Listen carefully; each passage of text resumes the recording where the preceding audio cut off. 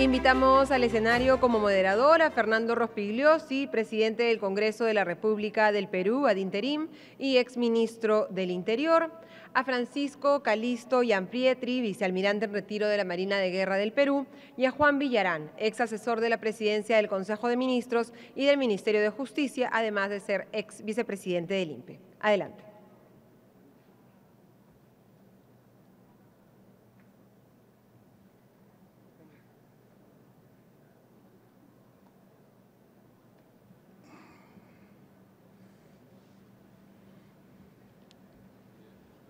Antes de iniciar la sesión, vamos a lanzar un video introductorio para ponernos en contexto con muy interesantes cifras sobre este urgente problema. Hoy en el Perú, 6 personas serán asesinadas. 73 valientes denunciarán ser extorsionados. No podemos saber cuántos callarán ante el miedo. Entre enero y agosto de este año, 180 transportistas entre mototaxis, taxistas, colectiveros, choferes de micro y buses fueron asesinados. Hoy, casi el 90% de transportistas de Lima pagamos cupo. Sin embargo, nos siguen matando. Entre el 2024 y 2025, más de 5.000 bodegas han cerrado por culpa de la inseguridad ciudadana. Muchas familias, como la mía, perderemos nuestro sustento. Las bandas criminales se financian con el cobro de cupos y extorsiones a pequeños negocios. Hay negocios que tenemos que pagar cupos a más de una banda. Se estima que las pérdidas económicas anuales por este delito son más de 6.000 millones de soles.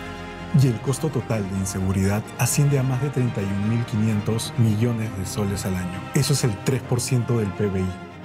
Las pymes son las más afectadas. El 80% de los pequeños negocios han sido blancos de al menos un delito. 3.5 millones de peruanos han sufrido robos al usar efectivo. El Perú exporta el 44% de oro ilegal de Sudamérica y se estima que este año exportaremos más oro ilegal que legal. Con tales recursos, ¿cómo la policía podrá hacerle frente a este problema de inseguridad?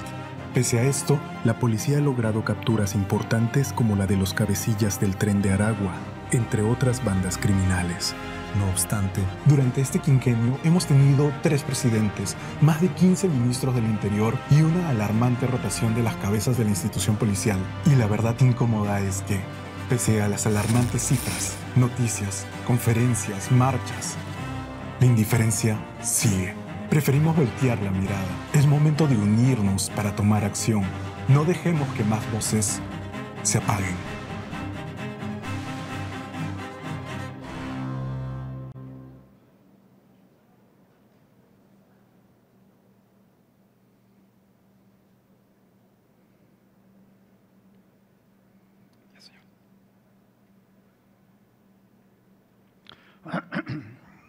Adelante, Fernando.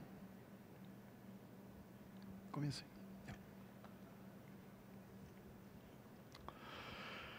Buenas tardes. Gracias, Marisabel y Gonzalo, por la invitación. Para resolver los problemas de seguridad ciudadana hoy día en el Perú, se requieren soluciones radicales. Si pensamos que hoy día en el Perú, con métodos normales, vamos a solucionar un problema que ha rebasado largamente la capacidad de las instituciones para enfrentarlo, estamos equivocados. Hay que tomar soluciones radicales. Y voy a ver las 3 instituciones básicas para combatir el delito: el sistema judicial, Fiscalía y Poder Judicial, la Policía Nacional y el sistema penitenciario. Tenemos 2 problemas que son los que han creado esta situación, básicamente. Primero, la llegada de decenas de miles de delincuentes venezolanos muy violentos, que son los que han provocado esta situación de crímenes, de aumento de los homicidios, de extorsiones, etcétera. Por lo menos 30.000 o 40.000 según cálculos de la policía. En su momento, Venezuela era el país con la más alta tasa de homicidios del continente, desde Canadá hasta la Patagonia.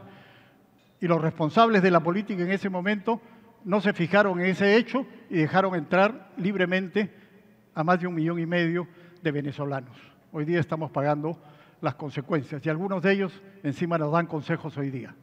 Y en segundo lugar, se cambió el sistema judicial y se le dio un enorme poder a la Fiscalía en detrimento de la policía. Y ese es otro de los grandes problemas que tenemos que resolver. Primero, hay que limpiar el sistema judicial.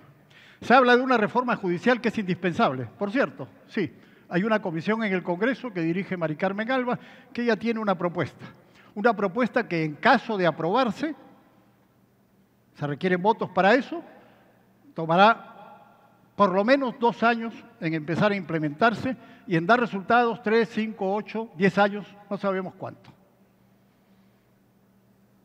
Eso no basta. Hay que limpiar el sistema judicial, porque tenemos un sistema judicial que se dedica a perseguir policías y militares y a liberar delincuentes y terroristas. Hace poco, en una mesa de trabajo del Congreso, había un fiscal que se quejaba de la escasez de recursos del Ministerio Público. Tiene toda la razón. Todas las instituciones tienen recursos escasos, pero yo le decía, ustedes tienen decenas de fiscalías de derechos humanos e interculturalidad, que no se dedican a defender los derechos humanos de Pancho, de Juan, de ustedes o míos. No, se dedican única y exclusivamente a perseguir policías y militares. Se trata de cómo administran ustedes sus recursos. ¿Se dedican a eso o a perseguir a la criminalidad? ¿A perseguir a los policías y militares o a perseguir a los criminales? Hay que limpiar, barrer el sistema judicial. Nayib Bukele hizo lo que hizo, entre otras cosas porque votó a 1/3 de los magistrados del sistema judicial de su país. ¿Cuántos tenemos que votar acá? 1/3, la mitad, 2/3, no lo sé.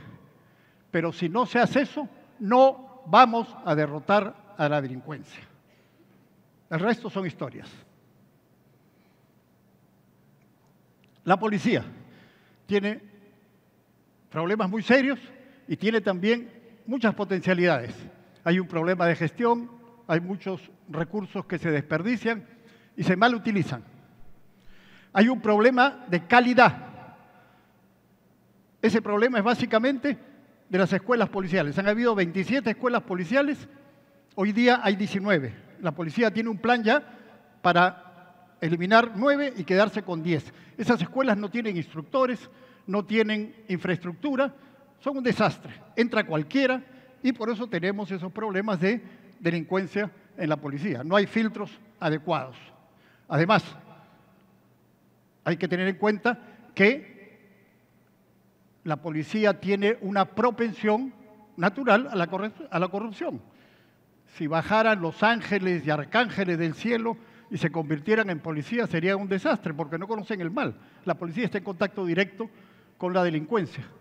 Por eso hay propensión a la delincuencia y por eso hay que tener una política firme anticorrupción. Yo creé una oficina de asuntos internos en el Ministerio del Interior a propuesta de una comisión del FBI. Desgraciadamente se usa solamente para dar trabajo a los amigos de los ministros o de los funcionarios. Pero hay que tener una política anticorrupción. Y hay que desarrollar una estrategia que combine, como se hizo en la vía expresa en el mes de mayo, la investigación con la acción. Hay muy buenos investigadores y hay unidades de combate urbano como la SWAT que son excelentes. Hoy día he estado en la mañana en el 37 aniversario de la SWAT. Son muy buenos en combate urbano. Investigadores que ubican a los delincuentes y la SWAT que entra y golpea. Estamos ante una delincuencia muy violenta y necesitamos eso. Pero hay un problema. Se denunció un supuesto escuadrón de la muerte. Hay más de 60 policías, sobre todo SWAT, investigados, procesados y sancionados. Cuando la mafia caviar se apoderó del Ministerio del Interior, hicieron esa barbaridad, en complicidad con fiscales corruptos y prevaricadores. Algunos policías le dieron 35 años de prisión. Recientemente se ha anulado ese juicio, el caso Piura, donde habían dado 35 años de prisión a varios policías. Todo era una farsa, pero ha golpeado a la SWAT y ha golpeado a la policía. Si son perseguidos por el Poder Judicial por dispararle a los delincuentes y abatirlos, entonces, ¿qué esperamos de ellos? ¿Quién los protege? Es importante que esto cambie, pero esa estrategia, investigadores que ubican a los delincuentes y unidades de combate urbano como la SWAT que golpean, son indispensables. Sistema penitenciario, 140% de sobrepoblación en las cárceles. Una cárcel sobrepoblada, el Callao es para 500, tiene 3.500, es inmanejable, el mejor alcaide que le pongan. El INPE tiene 11.000 trabajadores, 11.000 agentes penitenciarios, requiere 33.000. ¿Saben cuánto gana un cash del INPE? 1.800 soles. Un trabajador estable entre 2.500 y 3.500. ¿Qué quieren? ¿Hay corrupción? Sí, pues. Entonces, hay que construir cárceles, tener más trabajadores del INPE. Este año todavía no ha salido ninguna promoción de la escuela del INPE y hubo varios años donde no hubo nada, cero egresados de la escuela del INPE. Necesitamos construir cárceles y tener mejores trabajadores, mejor pagados y más agentes penitenciarios del INPE. Pero, entre tanto, ¿qué?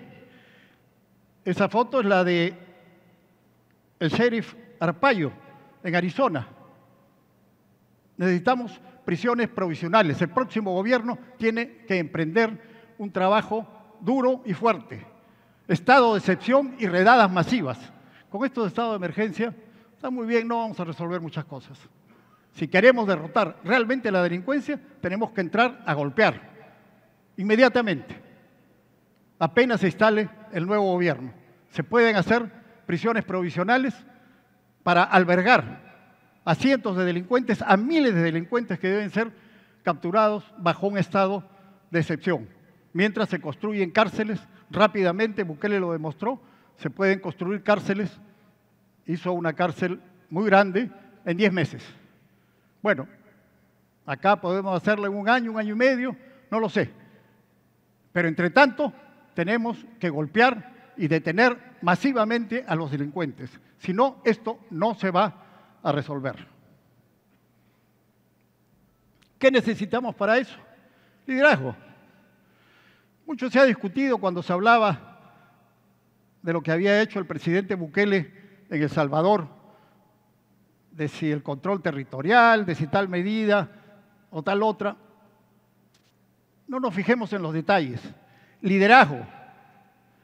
Liderazgo para enfrentar con decisión y firmeza a la delincuencia.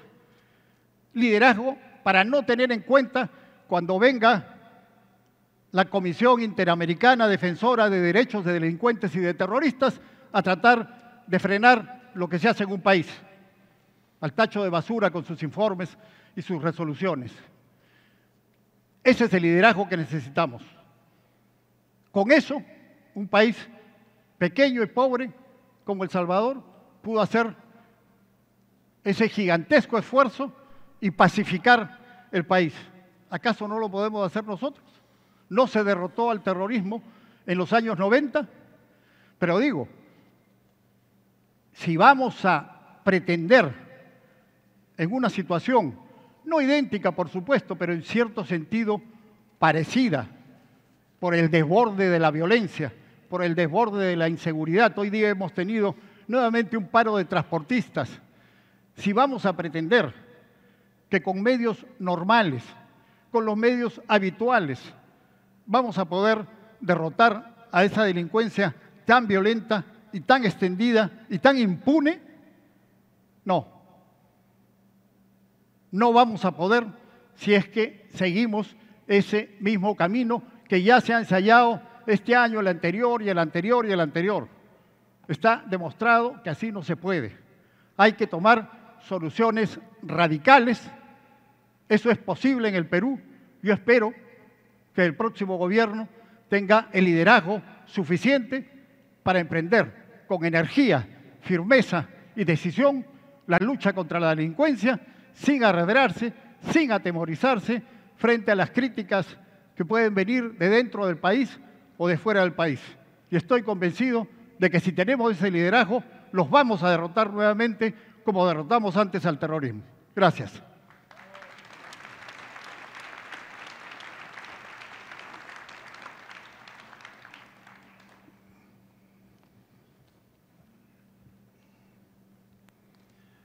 Muy buenas tardes con todos.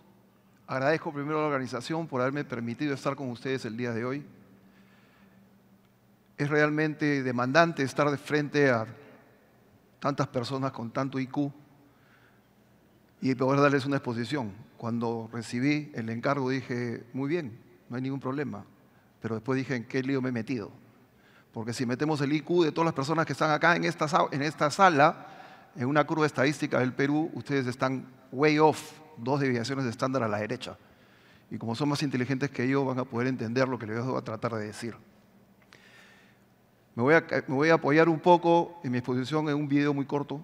Como dicen los chicos, voy a tirar unos factos de por qué estamos en donde estamos en este momento, complementando lo que ha dicho el presidente del Congreso.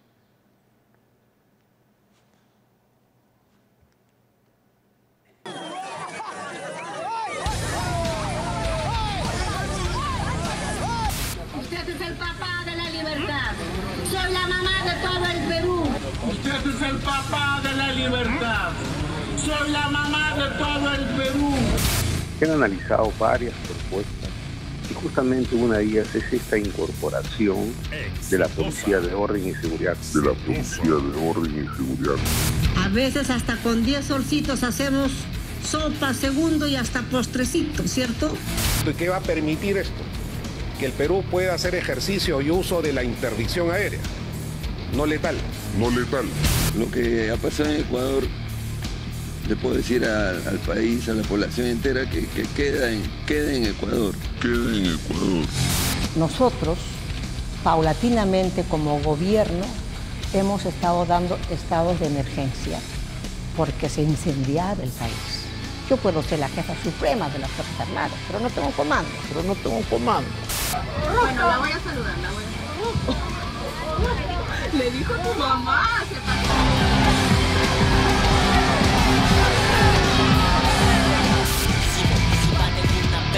Con la botella de licor y se la abre en la cabeza. Una botella, claro. Eso ahí es lo que le yo tiene veo, 14 puntos. Es la suerte de Magallanes. ¿Qué estamos viendo? Explíquenos, por favor, doctor.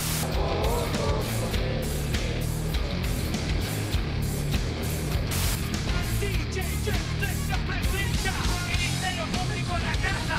Eric con el profe Benki. En 3, 2, 1. ¡Vámonos!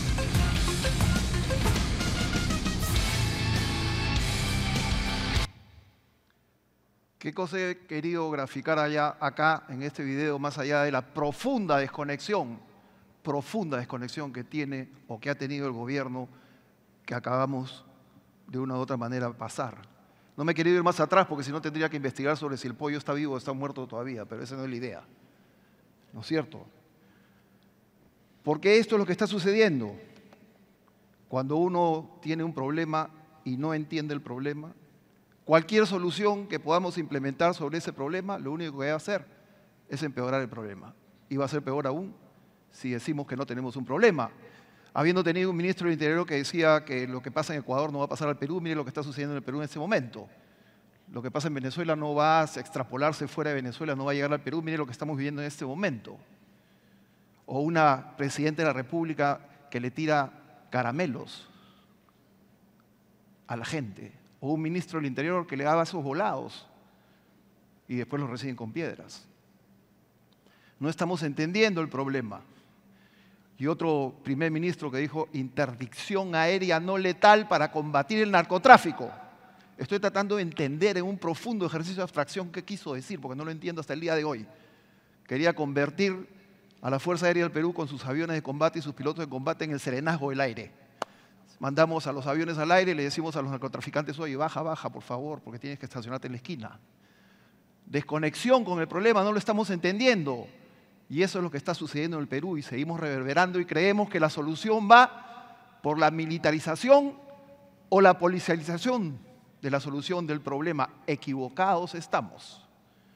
Este no es un problema que solamente lo van a solucionar los cachacos y los tombos, como nos dicen despectivamente. Y creemos que va a venir el soldado y a arreglar el problema de todo el Perú.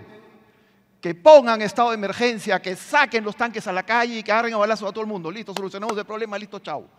O otro ministro del Interior que dijo, vamos a hacer la policía de orden y seguridad. y la vamos a nutrir con gente que venga de la calle y con 6 meses de curso los mandamos a la calle, los pintamos de verde, le ponemos una pistola, solucionado el problema de seguridad.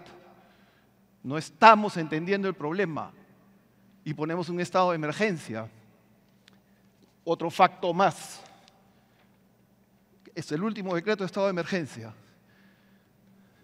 que se basa en la actuación de la Fuerza Armada en ayudar a la Policía Nacional. Pero para que la Fuerza Armada salga a ayudar a la Policía Nacional, lo primero que tiene que suceder es que la Policía Nacional diga: yo he sido sobrepasada en mi capacidad, por eso que necesito que venga la Fuerza Armada a ayudarme, porque no tengo capacidad de hacerlo.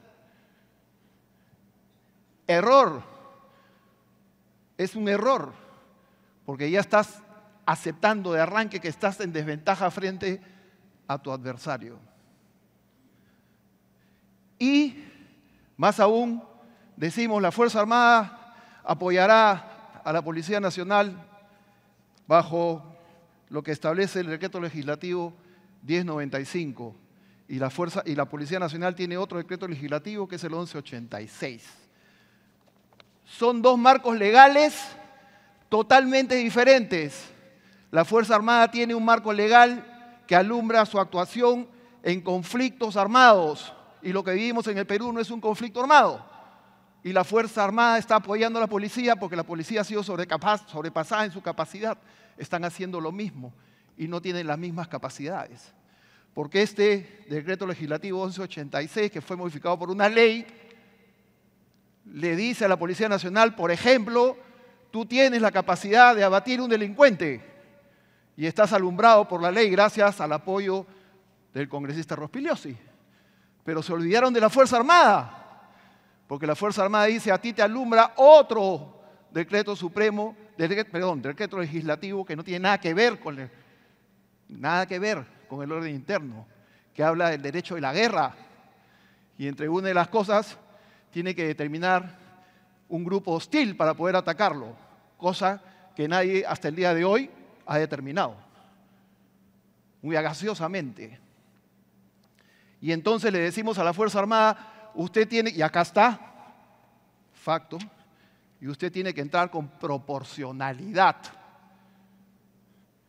Y está reflejado en el decreto supremo refrendado por el señor presidente, que se ha ido, pero acá está el primer ministro, creo, que puede hacerle leer el decreto supremo.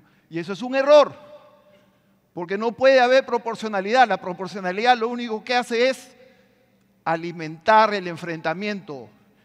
Yo tengo un cuchillo, tú tienes un cuchillo, yo tengo 100, tú tienes 100, como pusieron tantos policías. Entonces eso lo único que genera es: ellos son 100, nosotros también, enfrentémonos. Y la Fuerza Armada no puede ir en modo disuasivo, como mucha gente piensa. Y entonces lo ponemos con un fusil de guerra AK-47 o FAL o, ¿sabe Dios?, munición 7.62 de guerra parado en Alcomar, cuando la Presidenta de la República estaba tomándose fotos con Biden en una escalera que la jalaba por atrás y decía que estaba en una reunión de Estado. Eso es lo que está viviendo el Perú. Y no lo cambiamos. Y no entendemos que cuando uno saca a la Fuerza Armada es porque la policía ha sido sobrepasada en su capacidad. Pregunto yo, ¿qué va a pasar cuando sobrepasen a la Fuerza Armada? Respuesta: perdemos el Perú. Esa es la respuesta. Porque después de eso no hay más. Entonces no podemos estar sacando a la Fuerza Armada un día sí y el otro también. Y no podemos estar sacándola a hacer lo mismo con dos decretos leyes diferentes que no los alumbran. Por eso es que después de 40 años seguimos enjuiciados a los que hemos luchado por defender este país. Y traigo a colación al almirante Gianpietri, hermano de mi madre, que murió enjuiciado por este país.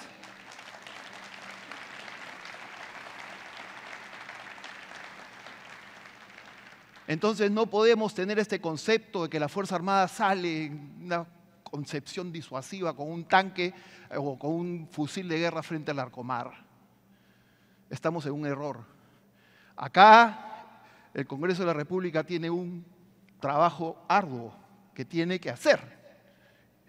Y yo me saludo de estar al costado del presidente del Congreso que me está escuchando y lo veo tomando notas muy aplicado. Me parece muy bien. porque ese es un problema que tenemos que solucionar. Porque el estado de emergencia no es la solución del problema y el toque de queda tampoco. ¿Y qué cosa tienen que hacer los empresarios acá? Bueno, también hay que meter la mano en el problema. Porque si yo creo que el problema me lo va a resolver otro, entonces estamos en un error.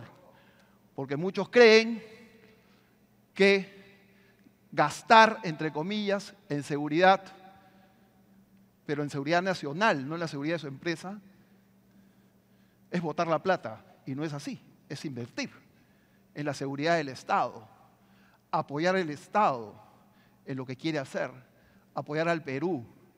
Yo no sé si ustedes acá deben haber varias madres de familia, veo un montón de señoras que tienen hijos.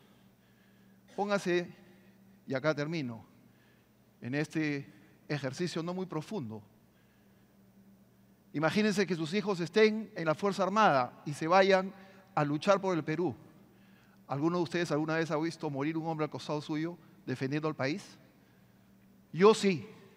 Y más allá de eso, no solamente he tenido que ver esto, sino he tenido que enterrarlo y he tenido que llevárselo a su madre antes del entierro y decirle, mira, acá está tu hijo. Y esa madre no entiende qué cosa está pasando, no entiende por qué murió y dice, ¿por qué él? Porque yo era el jefe y tenía que ir y me tenía que poner adelante. Y no podía decir, yo mando pero no comando. Como lo dijo la Presidenta de la República, siendo la jefa suprema de la Fuerza Armada, rompiendo la columna vertebral de la Policía Nacional, rompiendo la columna vertebral de la Fuerza Armada, que es el liderazgo, la disciplina. Porque el liderazgo no se ejerce por decreto.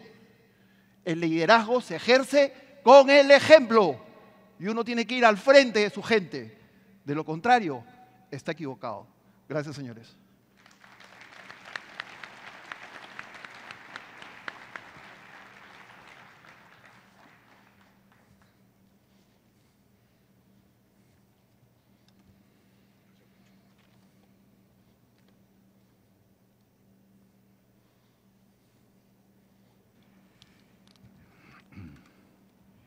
Buenas tardes.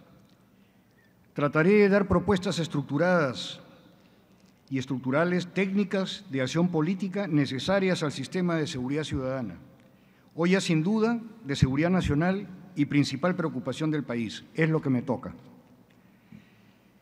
En la ausencia de políticas claras e instituciones enfrentadas, se vive un ambiente hostil, muy hostil, y el crimen organizado ha avanzado sin freno e involucra también ya a una gran población reivindicativa, informal en sectores como minería y siembra de coca, que se activa en violencia ante la corrupción y servicios que no recibe, o malas decisiones. Se requiere mano firme, inteligencia y la dura para el crimen organizado, que lo que teme es la identificación de sus líderes y aliados y el internamiento en cadena perpetua, efectiva, sin beneficios y en regímenes muy severos, lo cual sí es realmente disuasivo. Un escenario de economías ilegales cercano a los 20.000 millones de dólares, 7% del PBI y en alza. En cambio, los presupuestos del sector interior y de defensa unidos ascienden a 6.000 millones de dólares. Solo el 33% de lo que maneja el crimen organizado. Penetra instituciones, autoridades y sectores de nuestra policía y de no ser tratado con estrategia integral, podría expandirse, incluyendo a nuestro sistema electoral.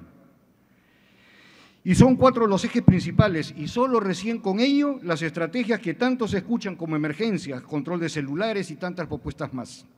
El primer eje es quién debe conducir el cambio, que debe ser normativo y ejecutivo. Desde el año 2003, en que se dio la ley del sistema de seguridad ciudadana, trató de integrar demasiadas instituciones del Estado y de la sociedad civil para crear normas. En la práctica no funcionó. Y no por continuidad, sino por ser una torre de Babel, de opiniones contrapuestas. Se requiere reformularlo en círculos de conducción eficaz y acompañamiento.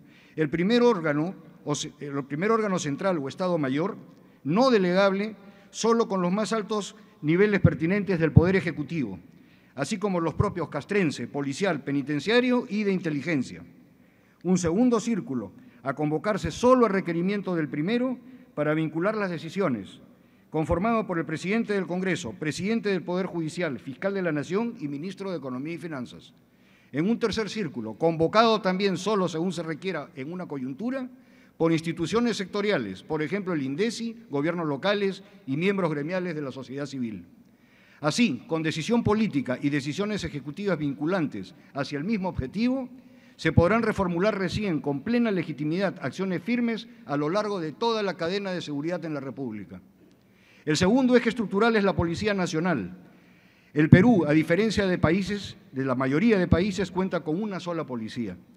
La institución ha prestado al país invalorables servicios y debe mantenerse fuerte y sólida, pero adecuarse a nuevas realidades. No solo adolece de falta de recursos, sino además de depuración y una clara especialización a iniciarse desde las academias policiales, que deben ser de calidad y no de cantidad. El segundo, existe además un grave problema de gestión, al contar con demasiadas unidades no operativas ajenas a la función policial, tales como tránsito, lo cual es una función municipal, previa semaforización adaptativa y también cambios en el sistema laboral 24x24, donde un policía labora un día y el otro no, entre otros. Por ello, en un día cualquiera se cuenta tan solo con 1/3 de agentes operativos para toda la República. La estructura policial debe ser en solo 2 líneas de carrera: seguridad y orden interno e investigación criminal. Y dentro de ellas, las grandes unidades especializadas. La ley de la Policía Nacional permite crear grandes unidades policiales mediante decreto supremo sin nuevas leyes. Urge una gran unidad de policía en fronteras, hoy totalmente abandonadas, y otra de policía comunitaria. No instituciones policiales separadas, sino todas como verdaderas grandes unidades de función específica y recursos propios, que aseguren su equipamiento tan descuidado. La unidad de policía comunitaria refuerza las comisarías y se requiere urgente para atender mejor a las comunidades, barrios, MIPES y reforzar el serenazgo, que cuenta con 37.000 efectivos, pero sin marco legal de autoridad, donde ya existe un arbitrio que pagamos todos en las municipalidades. Una combinación mejor balanceada que lo ordena, que acerca a este policía especializado a un servicio directo a la población. Además de las correcciones de gestión, se requiere a la brevedad 30.000 nuevos agentes en el estándar de eficiencia para nuestro vasto territorio. Y no con muchachos, como una vez se dijo, sin estudios ni trabajo, sino de personal idóneo. Ello se logra, además de postulantes con vocación, incorporando personal licenciado joven y jubilados de las Fuerzas Armadas, previa instrucción y también de la Policía Nacional, que en su larga experiencia ayudarán a instruir a los nuevos agentes. Todos en edad, estado físico adecuado, hoja de vida impecable y con el visto bueno individualizado de sus instituciones de origen. Asimismo, mayor severidad en el combate al crimen organizado y la extorsión, donde debe incluirse el elemento más importante para lograrlo, el tipificarlo como aquel que controla cadenas completas de valor de mercados ilícitos, mediante violencia y extorsión y capta autoridades a todo nivel. A ellos y a los criminales más violentos, retiro perpetuo en cárceles muy severas. El tercer eje es la reforma real del sistema penitenciario. Existen 104.000 presos, pero capacidad para 45.000. Es decir, hacinamiento promedio de 130% y penales con entre 400 y 500%. De estos, un 40% no tienen sentencia. Un abuso de la prisión preventiva por colapso del sistema de justicia. Es inaceptable. Se requiere por ello reestructurar el sistema de administración de justicia y también la gestión penitenciaria. Muchos que no deben estar en prisión lo están y muchos que sí deben estarlo tienen impunidad por fiscales y jueces prevaricadores que a su vez requieren sanción efectiva o son a su vez extorsionados. Finalmente, no hay espacio para ponerlos a buen recaudo. La solución no es una sola, es un paquete de medidas. Primero, 3 megapenales de alta seguridad para 10.000 internos cada uno, apartados de las ciudades. Empezarlos ya, porque requieren de 1.5 a 2 años para hacerse. Las visitas solo por locutorio, sin contacto físico, y se debe fomentar también para ello el sistema de obras por impuestos. Segundo, siendo el problema hoy y no en 2 años, pabellones nuevos de máxima seguridad en prisiones existentes, con suficiente área, como Chayapalca, entre Tacna y Puno, Aucayama, en Huaral y otros. Se hacen en 6 meses y cuestan la mitad que un penal nuevo. Tercero, desasignar con aquellos no violentos ni peligrosos grilletes electrónicos. Al segundo año, y quien viola su geolocalización de residencia o de trabajo, regresa a la prisión más un agravante.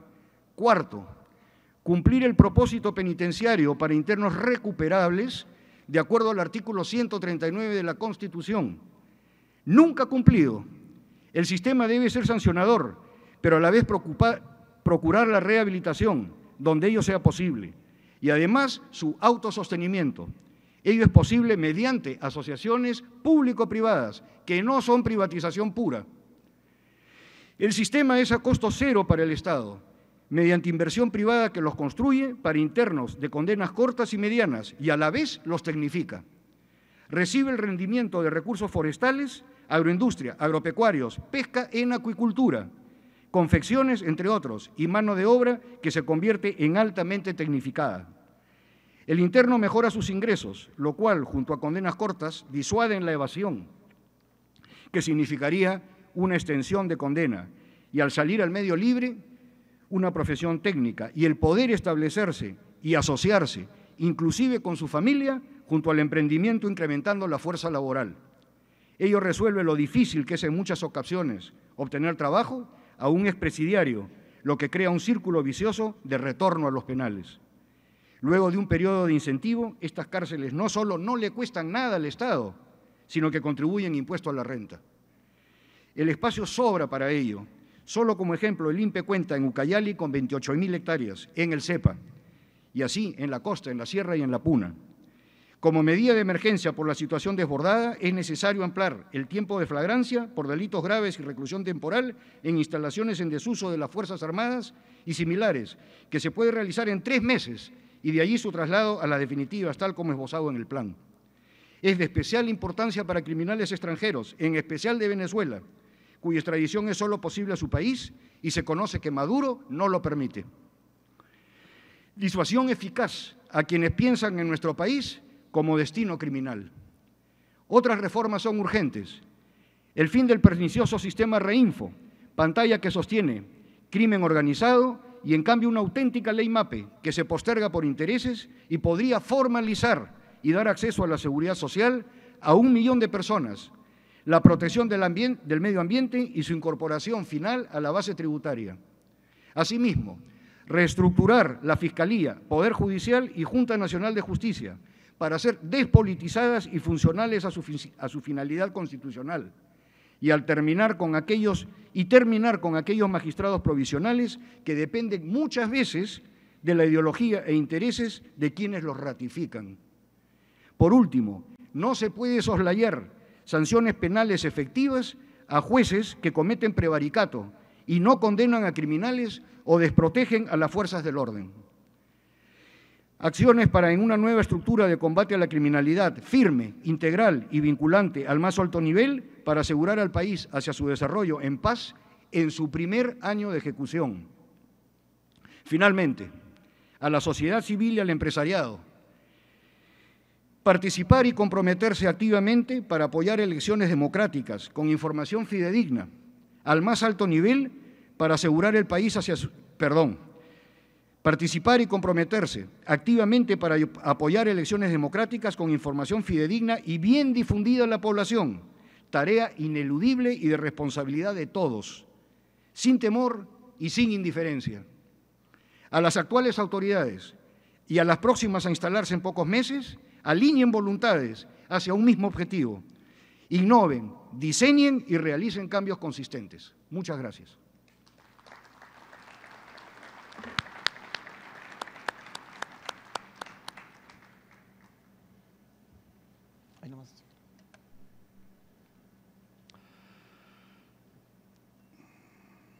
Entramos al debate. ¿Sí, usted? Bueno, ahora entramos a un intercambio de opiniones.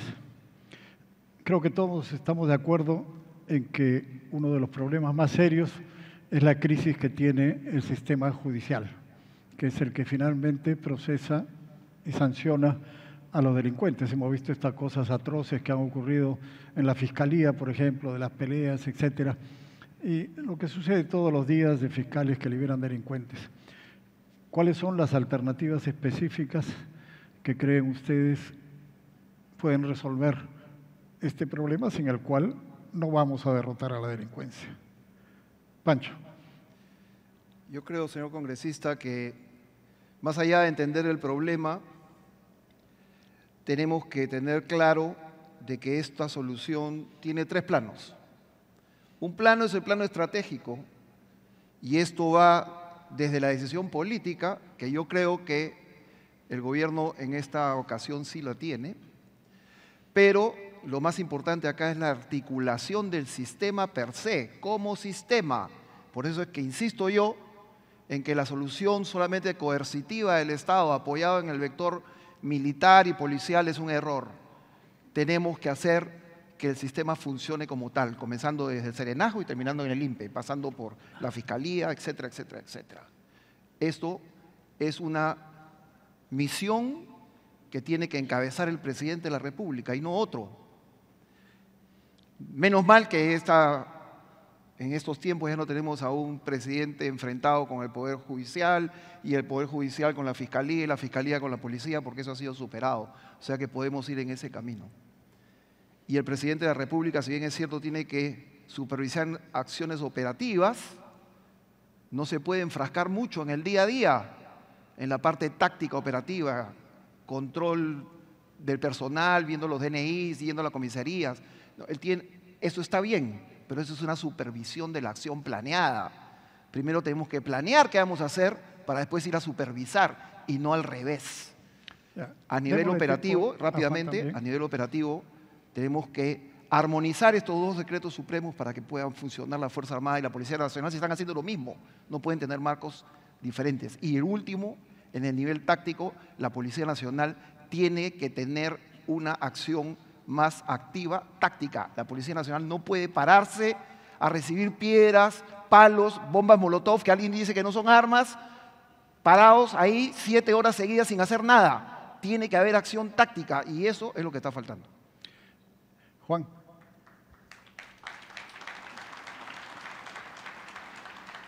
No, yo definitivamente estoy de acuerdo con lo que dice Pancho, Fernando. Creo también que la Constitución es muy clara y le establece en sus leyes orgánicas funciones y responsabilidades muy precisas a los poderes públicos, incluyendo al Ministerio Público. Entonces, lo que ha sucedido en el país es que desde hace muchos años atrás se han politizado estas instituciones. Hay guerras internas entre ellas y hay guerras internas entre los propios poderes del Estado. No trabajan hacia un mismo objetivo, no empujan el carro hacia la misma dirección, se pelean entre ellos. Los magistrados en el Poder Judicial, hay una gran cantidad de magistrados que son provisionales o supernumerarios. Entonces, para ser ratificados se mueren de miedo de acabar con sus carreras por no alinearse con una ideología o no alinearse con un interés. Entonces yo creo finalmente que se requiere una reestructuración completa de estos poderes para depurarlos, limpiarlos y definitivamente que se ajusten a su rol constitucional. Es muy claro, el derrotero está marcado, efectivamente hay jueces prevaricadores que no protegen a las fuerzas del orden, a donde el tema de la proporcionalidad es un desastre, y finalmente lo que tienen que pensar es en definir su rol dentro del sistema de administración de justicia, si van a ser actores pasivos o sujetos a intereses de ideologías, o si van a cumplir valientemente su rol de defensa de la patria. Eso es todo. Quisiera añadir a eso que algo vinculado al panel anterior donde estaban Cayetana y Diego, la ideología woke o caviar. Hoy día tenemos elecciones en Nueva York, donde hay un candidato socialista, comunista, musulmán, Mandani, y ahí ellos tienen una política clara respecto a la policía a la que odian, reducirle el presupuesto. Lo dicen públicamente, Mandani lo ha dicho muchas veces, le reducen el presupuesto y le reducen el número de efectivos. Acá, por supuesto, no pueden hacer eso, pero acá la ideología woke caviar consiste en otra cosa, no reducirle el presupuesto, sino quitarle competencias a la policía y trasladarlas a la Fiscalía, que es un organismo que controlan o han controlado hasta hace poco. Y es lo que hicieron. Le han quitado, por ejemplo, le quitaron la investigación preliminar. Ya dimos una ley en el Congreso para devolverla a la policía, pero lamentablemente no ha terminado esa pelea. Hemos visto que esa fiscal le rompe los papeles en la cara, el atestado policial al policía, porque no acata la ley. Hoy día las cosas han mejorado un poco a nivel de la Fiscalía cuando ha salido esta señora y está el fiscal Aladino, pero en la Fiscalía sigue ese problema y siguen esos enfrentamientos. Yo sostendría, y lo firmo acá con sangre, que la destrucción de la institucionalidad en el Perú ha sido acentuada sobre todo con los últimos gobiernos. Hemos destruido el Estado desde adentro y eso es lo que ha sucedido. Y las Fuerzas Armadas y la Policía Nacional no están exentas de esto.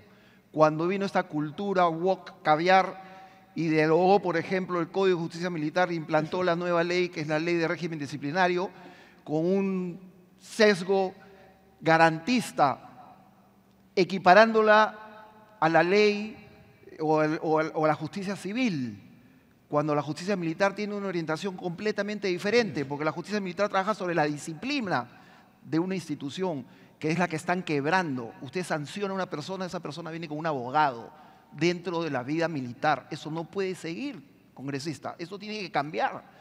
La ley de régimen disciplinario está haciendo un profundo daño a la Fuerza Armada y a la Policía Nacional del Perú. Por ahí tenemos que comenzar también. Juan. Bueno, yo pienso que además de lo que se ha dicho, hay dos responsabilidades, ¿no? La primera yo creo que ha sido de todos nosotros en parte, porque hemos dejado durante muchos años que estas cosas ocurran y las hemos visto de costado y con un poco de indiferencia. No hemos cumplido quizás nuestro rol de pasar una correcta narrativa al pueblo peruano. Eso es número uno. Y número dos, yo veo una captura, y lo digo con nombre propio. El señor Martín Vizcarra comenzó a tomar captura de la Junta Nacional de Justicia y en base a ello comenzó a hacer esta presión hacia los jueces y fiscales que han devenido en este sistema del Ministerio Público, que está efectivamente en la tendencia que tú dices, relativamente capturado y se trata de limpiar. Las cosas con nombre propio, es culpa de todos nosotros por no haber intervenido cuando hemos debido hacerlo y hemos podido hacerlo, y ahora lo que nos toca es intervenir directamente con toda eficacia y con todo lo que podamos hacer para tener elecciones libres, bien difundidas, información correcta. Eso es lo que pienso. Tenemos también un problema de gestión, no solamente es escasez de recursos, es un problema de cómo se gestionan los recursos. Por ejemplo, para mencionar un caso en la policía, la escuela de oficiales de la policía fue derruida por inhabitable hace 9 años. Todavía no se ha construido una nueva escuela. Los estudiantes de la escuela de oficiales han sido trasladados a la escuela de suboficiales de Puente Piedra. Entonces están arrumados unos y otros. 9 años. Recién dicen que para el próximo año va a estar la nueva escuela. Bueno, ese no es un problema de dinero. Ha habido dinero. Es un problema de gestión, de cómo se utiliza el dinero. Entonces, ¿cómo hacemos para resolver ese problema en las instituciones? Que está en todas las instituciones, en la Fuerza Armada, en la Policía, en la Fiscalía, en el Ministerio Público, en el INPE, en todas las instituciones que se ocupan de la seguridad. Yo concurro con esa apreciación y sostengo una vez más que la destrucción del Estado ha sido impulsada desde adentro, colocando servidores públicos que, por ejemplo, para ser ministro de Transportes, porque tengo brevete, yo ya puedo ser ministro de Transportes y eso es todo lo que tengo que tener y listo, y chau, ¿no? Y tenemos alcaldes y tenemos gobernadores que nunca en su vida han ejecutado presupuesto público, no sabe qué cosa es un PIA, qué cosa es un PIN, qué cosa es un devengado, etcétera. Y el día que suben y se sientan, sacan el dedo por la ventana y dicen, ¿por dónde viene el viento? Por ahí saco la cometa. Entonces estamos mal como sistema. La institucionalidad del Perú se tiene que recomponer en un Perú que ni siquiera tiene carrera pública, porque existen muy pocas entidades del Estado que tienen institucionalidad. El BCR, por ejemplo, que acá está su presidente, Relaciones Exteriores, la Fuerza Armada, la Policía Nacional de una u otra forma, pero de ahí para los otros, ¿qué? Cuando viene un ministro, viene con su viceministro y con su OGA y etcétera, y etcétera, etcétera. Y el funcionario público se ve frustrado porque no puede llegar a ser por lo menos viceministro de su sector, que es la parte técnica. Entonces nosotros estamos destruyendo el sistema desde adentro. y no nos damos cuenta y persistimos en el error. Y eso es lo que nos lleva a este tipo de cosas, porque viene el FAC y viene el empleado de confianza y viene el amigo, y etcétera, etcétera, y el sistema al final se contamina y no tiene ni siquiera la capacidad de ejecutar el presupuesto público y terminan haciendo para poder lapidar el presupuesto el Parque del Sombrero, el Parque de los Juanes o el Parque de las Estatuas de los Incas, que está sucediendo en este momento en el Cusco. Y eso es lo que sucede en el Perú. No hay institucionalidad. Gestión, Juan. Bueno, yo soy un firme creyente y defensor de la Constitución. Las respuestas las encuentro ahí porque es la expresión más formal, más directa de la expresión del pueblo a través de sus representantes. Creo en la Constitución y creo firmemente que para los pocos meses que nos faltan por un gobierno que tendrá 5 años más, es la oportunidad que tenemos de despegar en todo sentido económico, en seguridad ciudadana, en todo lo demás, hacia el 2031. Y si no lo hacemos, yo creo que esta probablemente sea nuestra última oportunidad. El 2031, no quiero ser pesimista, pero creo que ante lo que este gobierno está demostrando que es liderazgo, tenemos que involucrarnos todos en tratar de apoyar todo lo bueno, enfocar lo que sea malo para tratar de corregirlo, pero no destruirlo. Y si este gobierno está tomando un liderazgo, sea en seguridad ciudadana o en las cosas que decía el señor Gerí, creo que nuestro deber es apoyarlo, apoyar para tener elecciones democráticas, libres y que definitivamente se nos presenta una oportunidad más por 5 años, pero ya estamos al borde de perder las oportunidades. Esta es y requiere que nos involucremos todos los presentes, porque tenemos la oportunidad de hacerlo. La vida nos ha dado la capacidad para hacerlo y sería una indiferencia y un egoísmo el no hacerlo. Eso es lo que yo pienso. Muy brevemente, porque tenemos muy pocos minutos. Tú has hablado, Pancho, de la función de las Fuerzas Armadas. Precisemos, ¿qué cosa pueden y deben hacer las Fuerzas Armadas en la lucha contra la delincuencia? ¿Qué deben hacer y qué no deben hacer? Muy brevemente, puntos. Bueno, yo primero tengo que decirle que la Fuerza Armada y la Policía Nacional harán siempre lo que tienen que hacer en defensa del Perú y de la Constitución y no del gobierno de turno. Por ahí debemos de comenzar. Por ahí debemos de comenzar. Y segundo, nosotros tenemos que apoyar efectivamente a la Policía Nacional con el uso de todas las herramientas que tiene el Estado, porque el leviatán del Estado no puede ser disminuido con un grupo de desadaptados.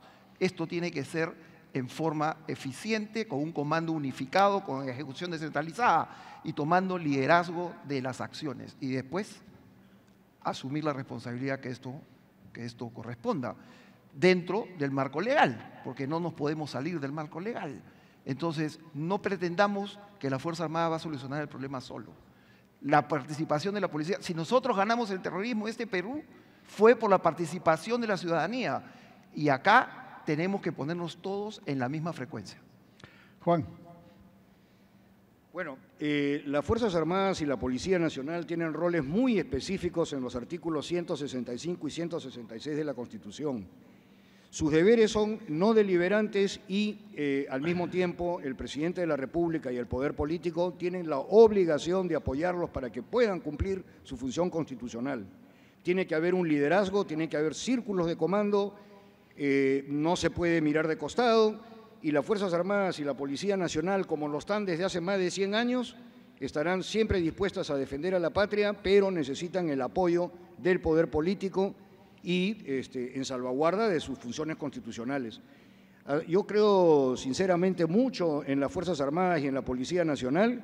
Creo que siempre han puesto el pecho donde ha habido necesidad de ponerlo. Creo que lo seguirán haciendo y necesitan del apoyo del gobierno para cumplir todos sus roles constitucionales.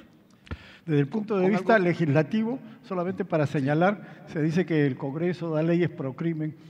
El policía Magallanes fue preso prevaricadoramente por 7 días, pero está libre hoy día, porque hay una ley del Congreso que dice que los policías que hacen uso de sus armas de manera reglamentaria no pueden ser detenidos ni preliminarmente ni como dicen los fiscales, para ser procesados 18 meses o 36 meses en prisión. Gracias a esa ley del Congreso no fue detenido y seguimos dando ese tipo de leyes porque constantemente los fiscales están detrás de la policía y de las Fuerzas Armadas tratándolos como delincuentes y a los delincuentes tratándolos como mansas palomas. Ese es uno de los problemas que tenemos que liquidar en el Perú. Yo quisiera cerrar con un pensamiento que por favor quisiera que internalicen. La paz que vive en el Perú en este momento y que está siendo amenazada descansa sobre el sacrificio y la vida de soldados, militares y policías que dieron lo más preciado que puede tener un hombre, que es su vida, que eso es lo que nosotros hacemos cuando el Perú está en peligro. Tenemos que honrar ese sacrificio. Gracias.